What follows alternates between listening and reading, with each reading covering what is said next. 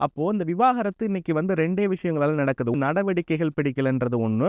2வது குழந்தை பேர் இல்லன்றதுக்காக விவாகரத்து பண்றாங்க. இந்த மனம் தான் நம்மளுடைய நடத்தையை செயல்படுத்துது. அப்போ ஒரு பெண்ணினுடைய மனம் எந்நேரமும் இறுக்கமாக இருக்கக்கூடிய தருவாயில் அந்த வீட்டில் விவாகரத்தான சூழல்கள் கண்டிப்பாக நிகழும். அப்ப வீட்டில வந்து மூத்தவர்கள் இருக்கிறாங்கன்னா, அந்த வீட்டினுடைய மூத்த பெண்மணிக்கு அதிகப்படியான அறுவை சிகிச்சையை செய்ய வேண்டிய ஒரு சூழ்நிலை.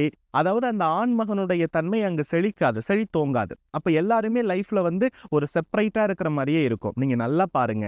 இந்த தென்கிழக்கு பகுதியில செப்டிக் டேங்க், கீழ்நிலை தொட்டி, போர்வெல், அதே போல தென்கிழக்கு பகுதி நீண்டு இருக்கிற வீட்டுல எல்லாருடைய வீட்டிலும் நீங்கள் எடுத்து பாருங்கள். கண்டிப்பாக இந்த மனவாழ்வு அப்படின்ற ஒரு விஷயம் ஏதாவது ஒரு விதத்துல பெண்ணாக அந்த வீட்டில் பெண் பிறந்திருந்தார் என்றால் கணவன் வழியில் நன்மை இருக்காது.